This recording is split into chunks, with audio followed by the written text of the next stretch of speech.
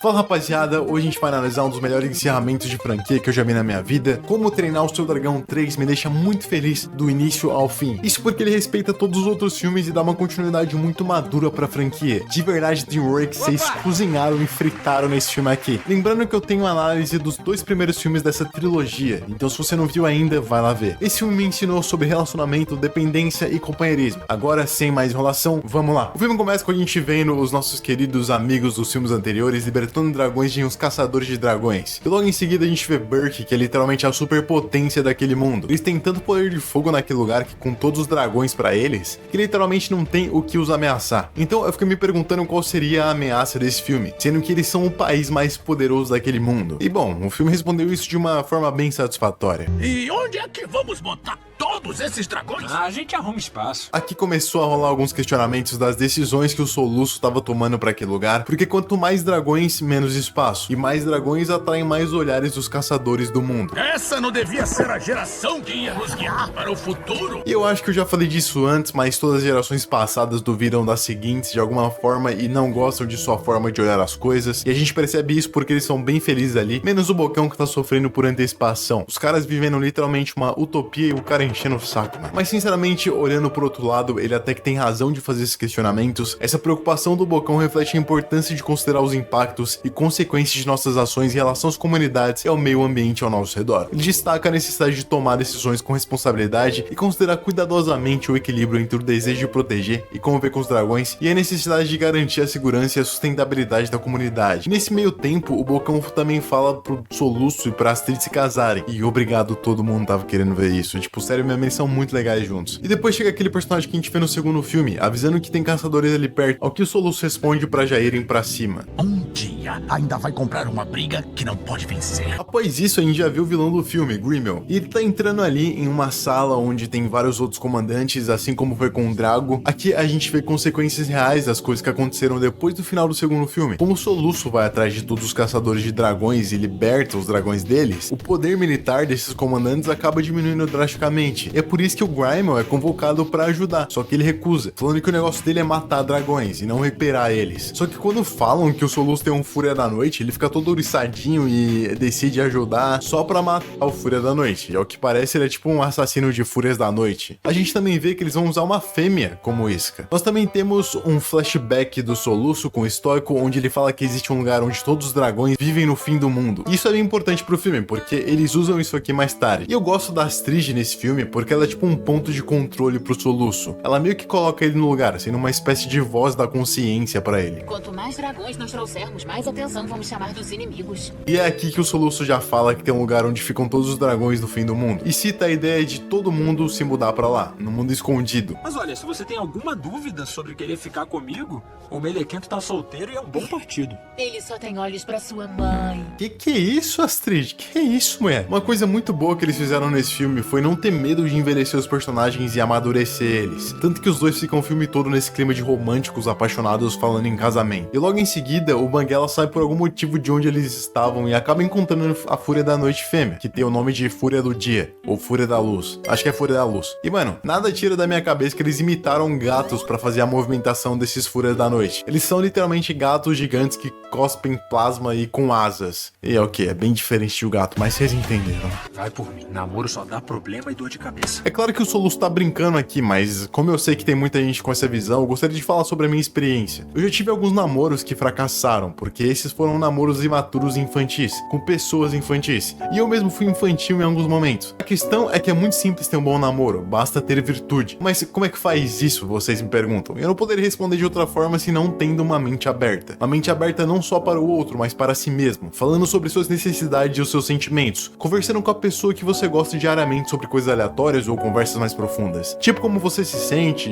respeitando os limites e as necessidades dessas pessoas. E isso tudo parece bem óbvio, né? Então, é porque é óbvio. Você não precisa fazer um curso na internet para saber namorar bem ou encontrar alguém para namorar. Basta ser autêntico e deixar a vergonha de lado e confiar em si mesmo. E eu sei que esse discurso parece ser todo frufru e cheio de coisas fantasiosas, mas vocês sabem que eu não sou disso, né? Se você for sincero e a outra pessoa gostar disso e você gostar da sinceridade da outra pessoa, então vocês vão ter um bom relacionamento. Mas se você omitir informação, for infiel, mentir, for dependente emocional de outras pessoas, como seu pai ou a sua mãe, aí sim você vai ter um relacionamento bem complicado. Então Então sim, é muito simples ter algo bom, basta deixar suas inseguranças de lado, falar a verdade, falar suas necessidades e escutar outra pessoa. Não há nada muito complexo nisso, basta ser uma pessoa madura e honesta. É o famoso ditado, você não quer ser preso, é só não fazer merda. Quer ter um bom relacionamento, é só não ser um merda. É bem simples. Se você não for um merda, mesmo terminando o seu relacionamento, você vai sair dali feliz, pelo simples fato de que você foi tudo que você poderia ter sido, e você foi. Encontrar um amor não é questão de sorte, mas é só ter coragem pra ser autêntico e verdadeiro. Isso se é isso que você quer, né? Às vezes você nem quer isso. A comunicação e respeito mútuo são a base de um relacionamento saudável e duradouro. E é justamente isso que a gente vê no filme, o relacionamento da Astrid e o do Soluço. Eles têm um companheirismo muito fofo, mano. A gente começa a ver que o Banguela começa a enxergar nos outros dragões o que ele não via antes, que é o lance do namoro mesmo. Ele vai pra floresta junto com o Soluço tentar encontrar a Fúria da Luz. Só que nessa mesma floresta, o que eles encontram na verdade é uma armadilha de caçador. Conheço esse artefato.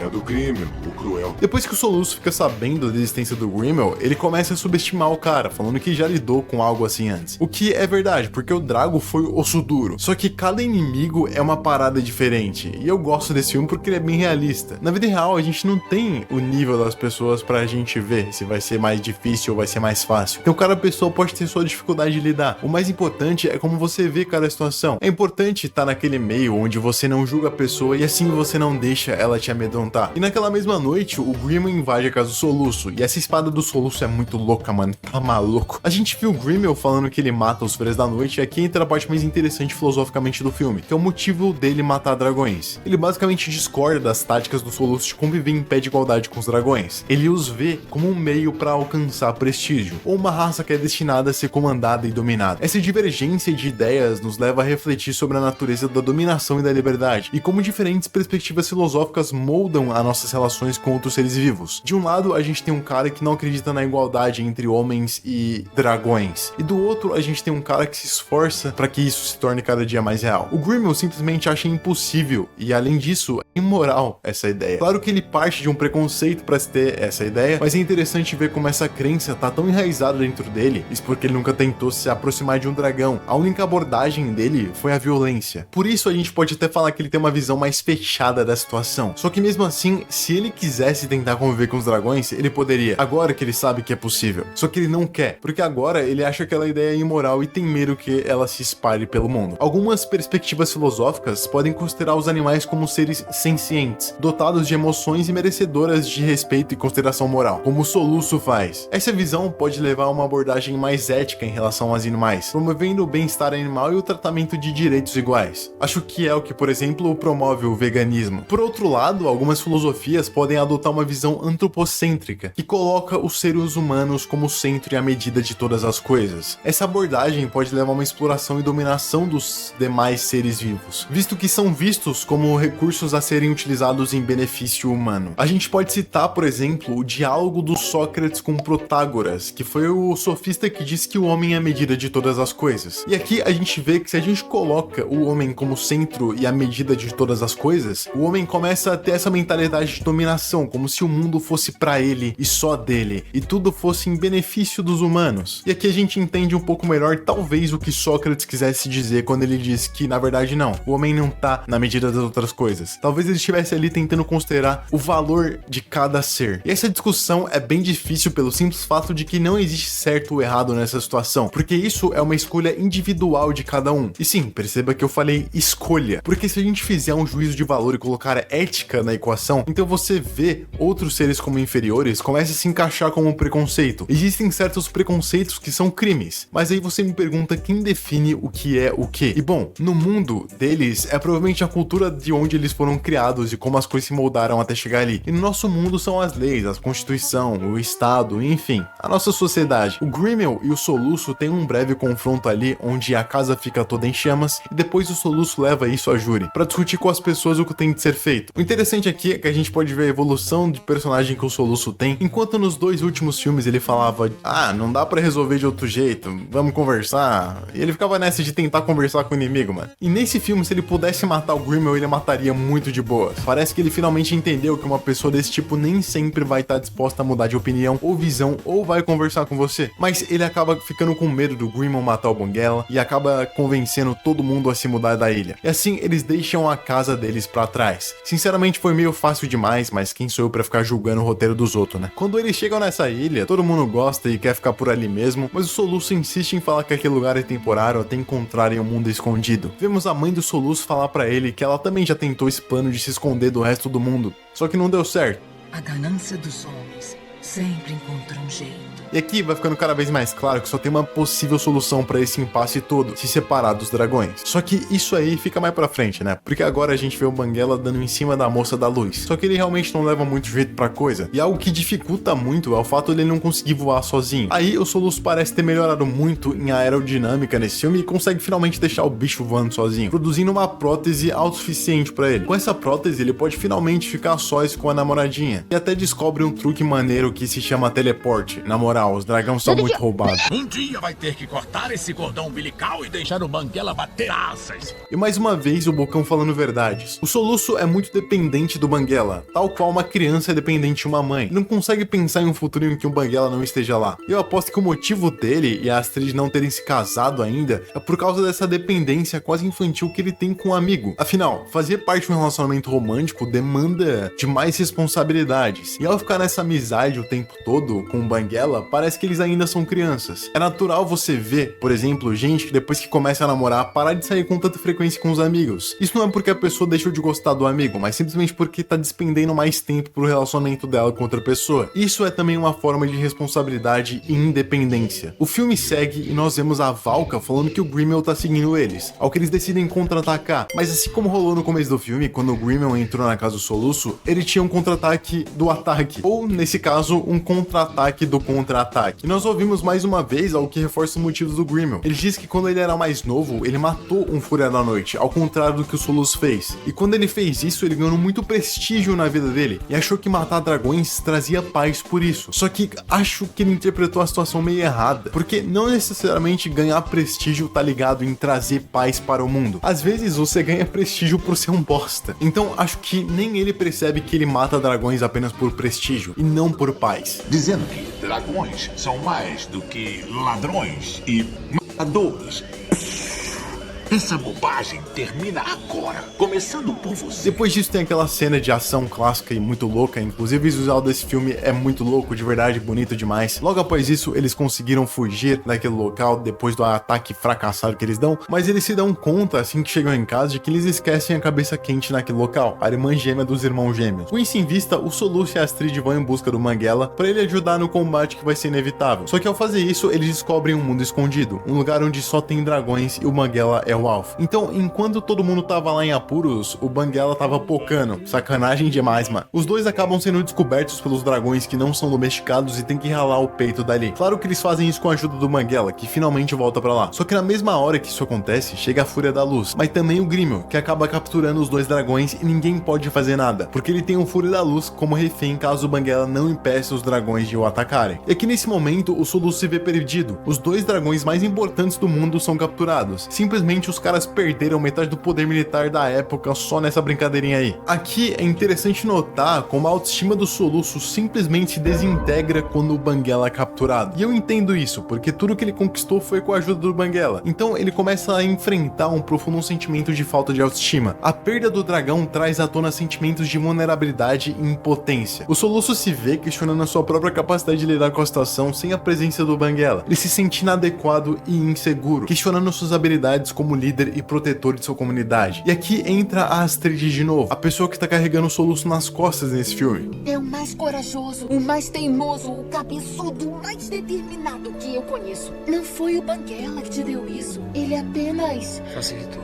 Ela deixa claro que o Banguela é sim um companheiro muito importante, mas só ele não é o suficiente. Ela reafirma a autoestima do Soluço de uma maneira muito fofa, fazendo com que ele tenha confiança em si mesmo restaurada. Isso sim é um exemplo de companheirismo, de um relacionamento saudável, uma pessoa que sempre te joga pra cima e te apoia, sem ser inconveniente. Ela lembra ele de suas conquistas passadas, destacando seus pontos fortes e lembrando de suas capacidades como líder. E ao validar os sentimentos do Soluço e demonstrar empatia, Astrid cria um ambiente seguro e acolhedor para que ele possa se abrir e fortalecer emocionalmente. Ele percebe que a sua força não tá ligada à presença do Banguela, mas também ao amor e ao apoio daqueles ao seu redor, e principalmente dele mesmo. Agora sim, tá pronto pra casar. Finalmente, fiel pupilo, estás pronto. Quando ele entende isso, ele se torna pronto pra casar. E esse carinha fica enchendo o saco do Soluço o filme inteiro, falando que ele não tá preparado pra casar, que tem que virar homem e tudo mais. Mas nesse momento em que o Soluço finalmente ouve a Astrid e se reafirma como um ser que consegue fazer as coisas de forma independente, aí sim ele fica pronto de verdade e se transforma em um homem. Acho que foi nesse momento que o Soluço finalmente cortou os laços de dependência que tinha com o Banguela. E agora vai fazer o que precisa ser feito. Depois disso, eles colocam umas roupas tipo Power Rangers e planam até o navio dos caras. Eles conseguem libertar o Banguela e consequentemente os outros dragões. E finalmente botam fogo em tudo. Fora que a gente vê a frota de navios que era imensa e é basicamente uns 5 países unidos aí pra lutar contra um jovem. O Grimo ainda consegue fugir, mas o Soluço vai atrás. Foi nessa hora que eu percebi que o Soluço tava poucas e não tava nem aí pra se o Grimo ia morrer ou não, porque tem uma parte em que ele pula do Banguela dando uma voadora com os 2 pés no peito do Grimo. Ele só queria que o cara caísse e morresse logo. E no final é meio isso que acontece mesmo. O Soluço ainda se entende com Fúria da Luz também. Eu tava tão ocupado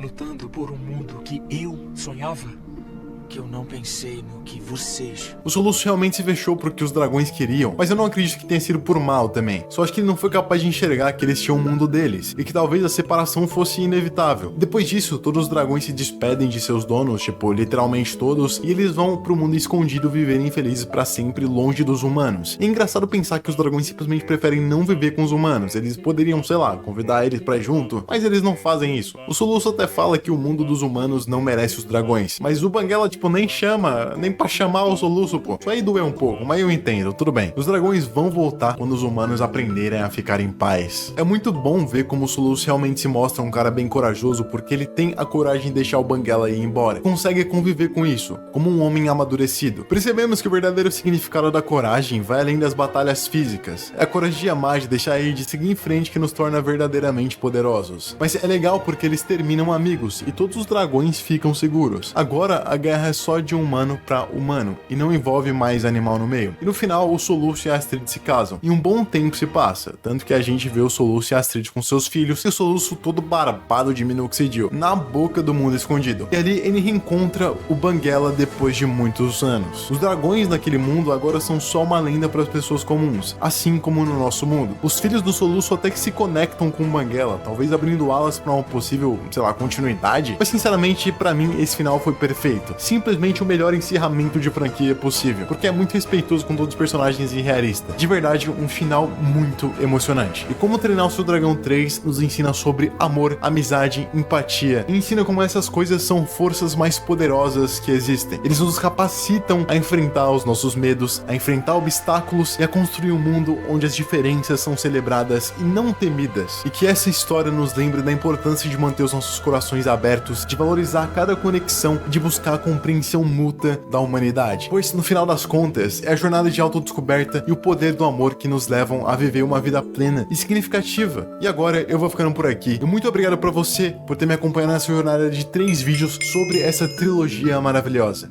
Deixa o like, deixa o comentário e tchau!